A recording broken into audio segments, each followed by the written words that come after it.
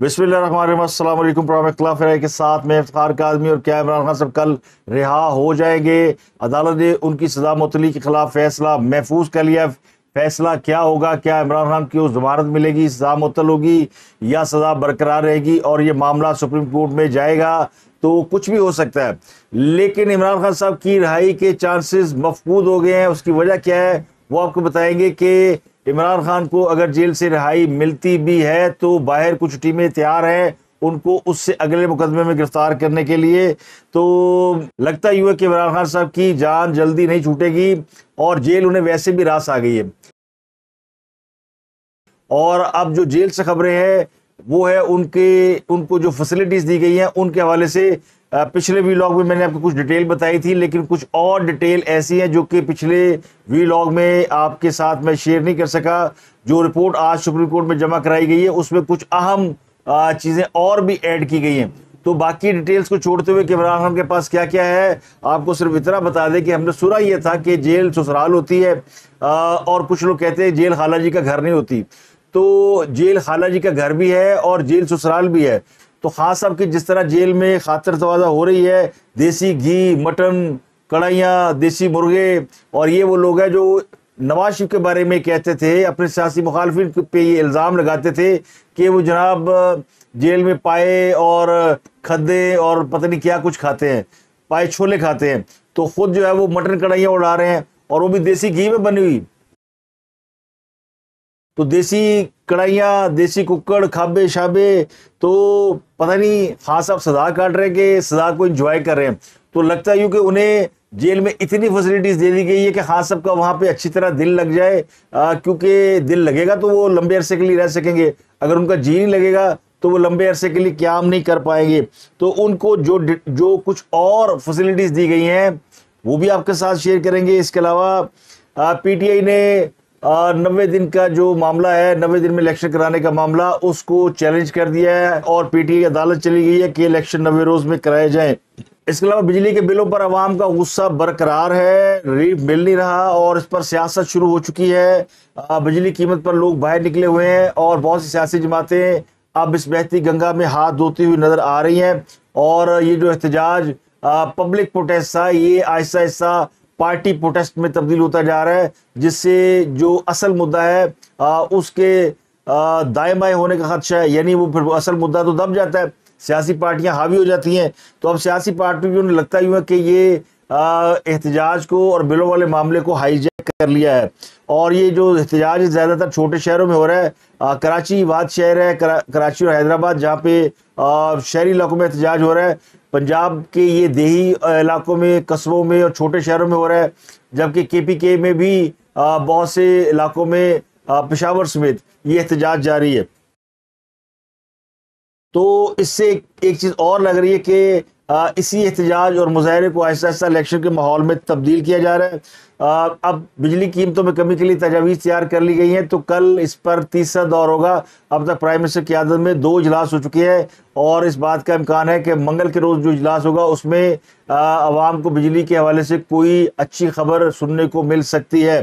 मगरबी ममालिक है, उनके हवाले से खबर ये है कि मगरबी ममालिक ने इलेक्शन जो है वो हल्का बंदियों के बाद कराने के मामले को एक्सेप्ट कर लिया है और उनका कहना ये कि इंतखाबात में ताख़ीर नहीं होनी चाहिए। 90 रोज़ जो आईनी मुद्दत है और हल्का बंदियों के लिए जितनी मुद्दत दरकार है उससे अगर आगे इंतखाबात जाते हैं तो फिर पाकिस्तान के लिए बहुत सी मुश्किलात पैदा हो सकती हैं, क्योंकि वेस्टर्न वर्ल्ड जो है, ये मगरबी मुल्क हैं, वैसे तो उनका लेना देना कुछ नहीं है, लेकिन उनके जो सफारतकार हैं वो ये अपनी हुकूमतों के पॉइंट ऑफ व्यू को उजागर करते हुए नजर आते हैं कि जी मगरबी ममालिक ये चाहते हैं जी कि पाकिस्तान में इलेक्शन जल्द हो जाए, फ्री एंड फेयर हो जाए और अपने वक्त पर हो जाए। अगर ज़्यादा इलेक्शन में ताख़ीर होती है तो फिर मुल्कों के दरमियान जो ताल्लुकात हैं उनमें रखना आ सकता है। ईमान मज़ारी को आज अदालत ने 30,000 रुपये मुचलके पर रिहा कर दिया। शीरीन मज़ारी की बेटी हैं और बगावत और इश्तिहाल अंगेज तकरीर करने के इल्ज़ाम में गिरफ्तार हुई थी। अदालत ने कहा कि चलो इसको डयाला जेल से रिहा करते हैं, लेकिन जैसे वो डयाला जेल से रिहा हुई तो बाहर पुलिस खड़ी थी, उसने उठा लिया, तो उसको एक और मुकदमे में गिरफ्तार कर लिया गया। ईमान मज़ारी को 12 को पुलिस ने ایک اور مقدمے میں اس کی گرفتاری ڈال دی ہے۔ اس کے علاوہ خدیجہ شاہ اور عالیہ حمزہ سمیت دیگر خواتین کی جو ضمانت سننے والا بینچ ہے لاہور ہائی کورٹ کا، وہ ٹوٹ گیا ہے۔ سماعت غیر معینہ مدت تک ملتوی ہو گئی، تو پی ٹی آئی کی بہت سی خواتین وہ بھی جیل میں ہیں اور ان کی بھی ضمانت کا معاملہ لٹکا ہوا ہے، اور ان خواتین کو لگ بھگ 3 مہینے ہو گئے ہیں یا اس سے زیادہ کچھ عرصہ ہو گیا ہے جیل میں قید ہوئے، لیکن ان کی ضمانت نہیں ہو رہی۔ تو کیوں نہیں ہو رہی، یہ بڑا اہم سوال ہے۔ خاص کر جو لوگ پنجاب میں قید ہیں یا لاہور اور جناح ہاؤس کیس میں جو لوگ گرفتار ہیں، ان کو کسی بھی صورت میں ضمانت نہیں مل رہی۔ باقی سجے کھبے والے پکڑے بھی جا رہے ہیں، رہا بھی ہو رہے ہیں، لیکن کور کمانڈر ہاؤس پر حملے میں جتنے بھی لوگ انوالو ہیں ان میں سے کسی کو بھی اس طرح کا ریلیف نہیں مل رہا جس طرح کا باقیوں کو مل رہا ہے۔ تو لگتا ہی ہوا کہ اس کی معافی نہیں ہے، لیکن اگر معافی نہیں ہے تو پھر جیل کے اندر جو فیسلٹیز ہیں وہ کیا ہے، لوگ اس پہ سوال کرتے ہیں۔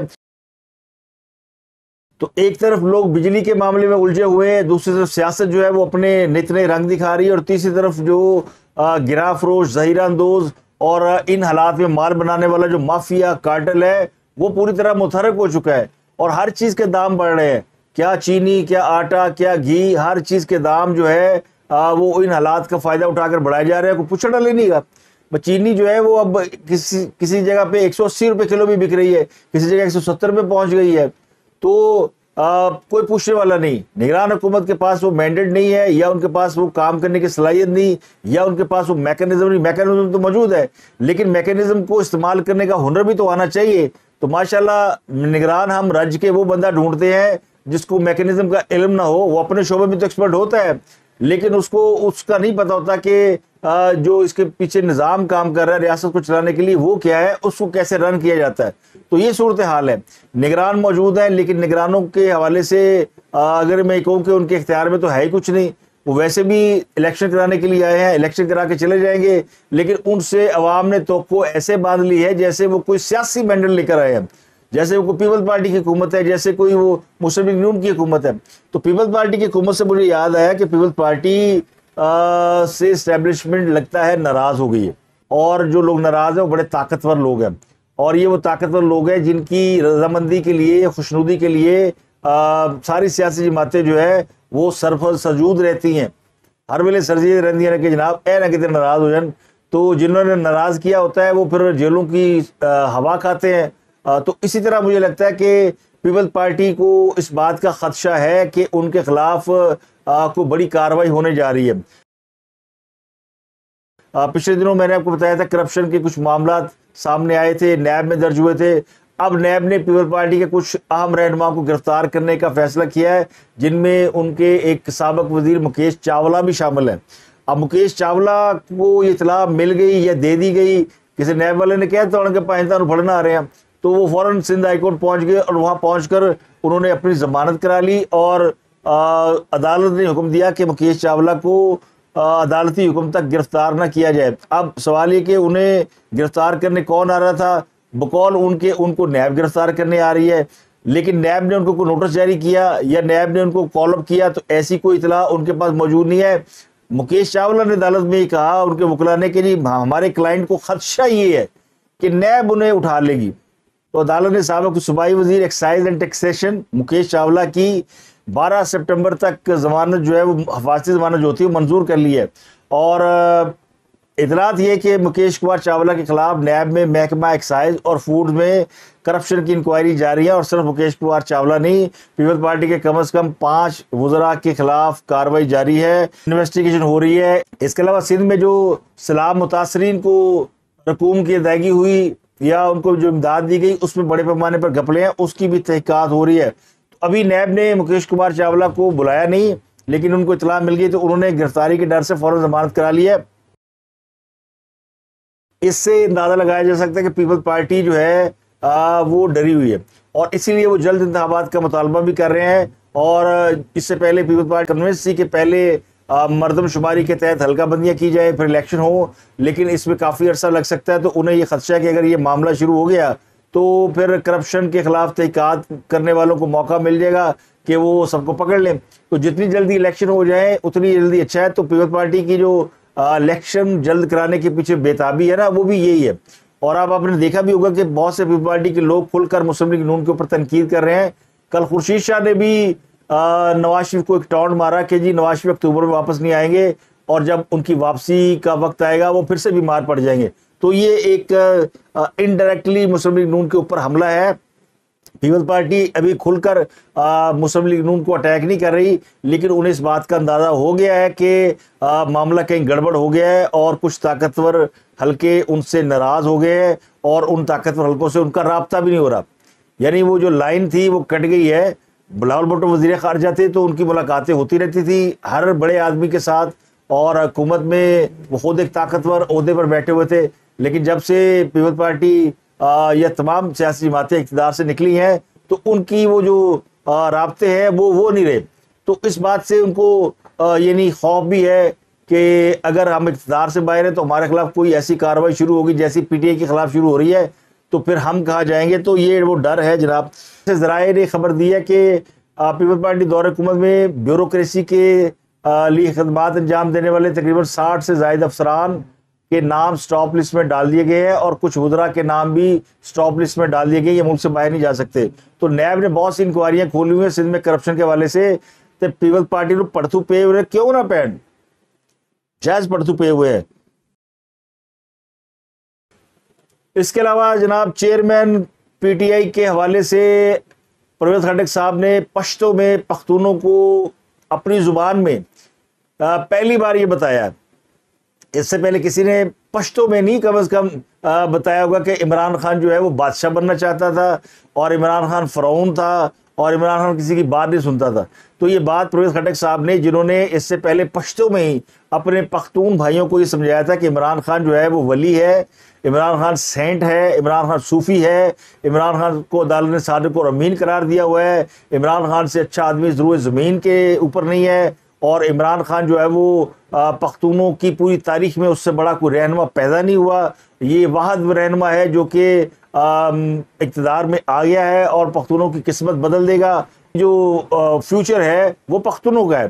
یہ پرویز خٹک صاحب اپنے جلسوں میں تقریروں میں لوگوں کو بتایا کرتے تھے اور الیکٹیبل کو ڈھونڈ کے لایا کرتے تھے. اب وہی اپنے جلسے میں جنہوں نے پی ٹی آئی پارلیمنٹیرین بنا لیا ہے، عوام کو یہ بتا رہے کہ جناب عمران خان اچھا آدمی نہیں، عمران خان بڑا کٹیا آدمی ہے، عمران خان تو کم ظرف آدمی ہے، عمران خان تو فرعون ہے. انصرہ میں جلسے عام سے خطاب کرتے ہوئے پرویز خٹک نے وہ چوکے اور چھکے مارے ہیں اور انہوں نے کہا جی افسوس ہم نیا پاکستان نہیں بنا سکے. 3.5 سال ہم نے ملک کے لیے کچھ نہیں کیا. اگر یہ عمران خان کے ساتھ ہوتے تو اس وقت یہ زمین و آسمان کے کلابے ملا رہے ہوتے اور کہتے جناب ہم نے بہت کچھ کر لیا.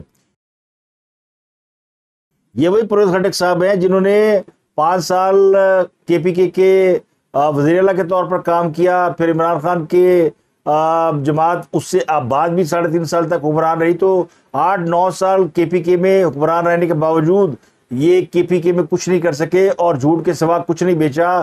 خیالی پلاؤ پکاتے رہے، خیالی ڈیم بنائے، خیالی جو ہے وہ پروجیکٹ لگائے.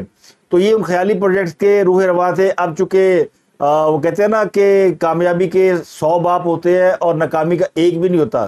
تو ہاں سب چونکہ اپنی ناکامیوں کو سمیٹ کر جیل میں بیٹھے ہوئے ہیں تو اب پرویز خٹک کا کہنا بنتا ہے کہ عمران فرعون تھا، حکمران تھا، بادشاہ بننا چاہتا تھا، تاحیات رہنا چاہتا تھا. تو پرویز خٹک نے یہ بھی دعویٰ کیا ہے کہ ان کی ذاتی کاوش سے کے پی کے میں حکومت بنی تھی اور عمران خان کا اس میں کوئی حصہ کوئی کریڈٹ نہیں تھا. تو ان کا جلسہ کے پی کے میں تھا اور ابھی تک عمران خان کے خلاف عمران خان کی جماعت سے کوئی ایسا رہنما کے پی کے میں نہیں موجود جو کہ لوگوں کو ان کی زبان میں سمجھا سکے کہ ہو کیا رہا ہے.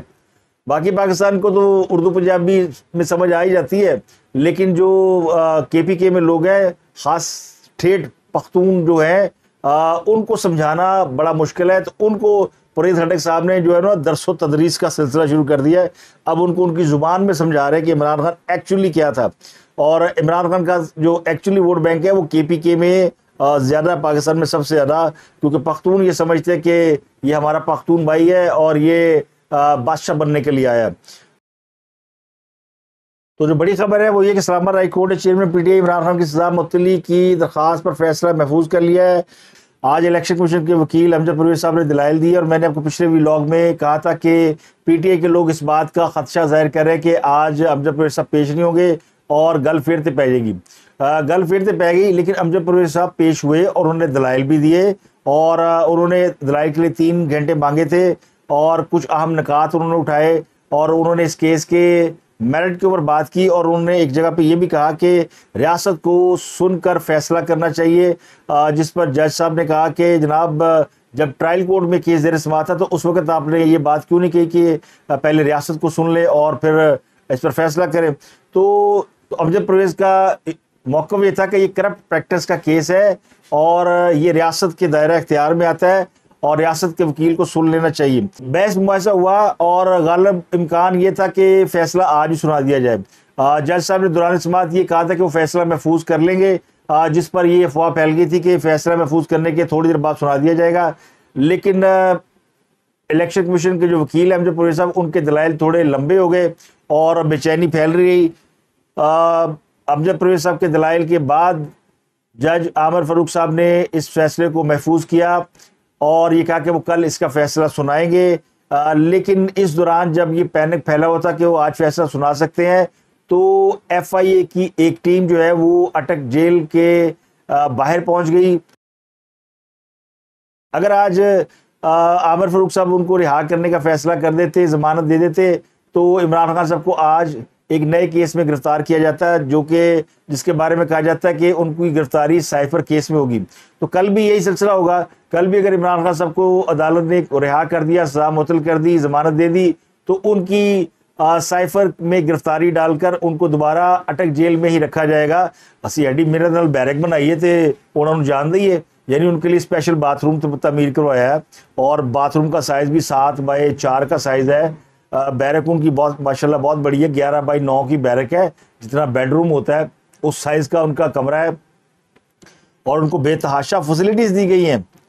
اور جو نئی فیسلٹیز دی گئی ہے، بیڈ، تکیے، چادریں، یہ تو میں آپ کو بتا ہی چکا ہوں نا، تکیے جو ہیں وہ 3 کے بجائے 4 ہو گئے، اور جو اضافی فیسلٹیز ان کو دی گئی ہیں وہ یہ کہ ان کا فرش بھی ٹائل کر دیا گیا، پکا فرش ہے ان کا، اور ان کو انگلش ترجمے کے 4 قرآن مجید دیے گئے، 25 کتابیں ہیں اور 21 انچ کا ٹی وی بھی دیا گیا، اور ان کو ہر وقت جو ہے وہ کھانے کے ساتھ پھل اور فروٹ دیے جاتے ہیں۔ صبح ان کو سلائس جو ہے وہ انڈا آملیٹ، دہی اور چائے دی جاتی ہے، اور اس کے علاوہ ان کو 2 دفعہ چکن کڑھائی کھلائی گئی ہے اور مٹن کڑھائی جو ہے وہ دیسی گھی میں بنا کے کھلائی گئی ہے ان کی فرمائش پر، اور باقی جو فیسلٹیز ہیں وہ الگ ہے، لیکن پھل انہیں ہر وقت جس وقت مانگتے ہیں ان کے کمرے میں پھلوں کی ٹوکریاں پڑی ہوئی ہیں۔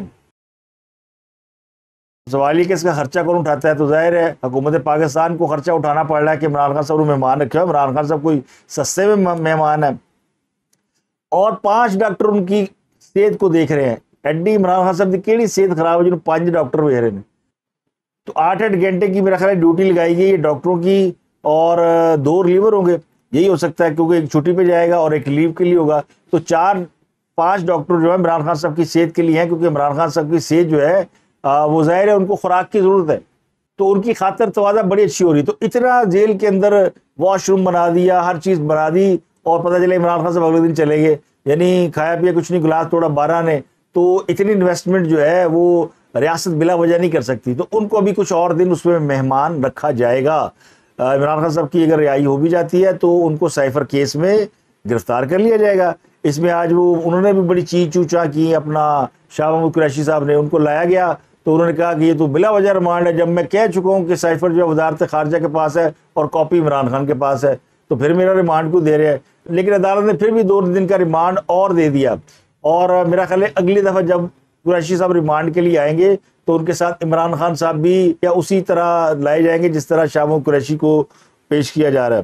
تو اب تک کے لیے اتنی، آپ سے ملاقات ہوتی ہے اگلے ولاگ میں۔ اپنا گردن واقع لوگوں کا بہت خیال رکھیے۔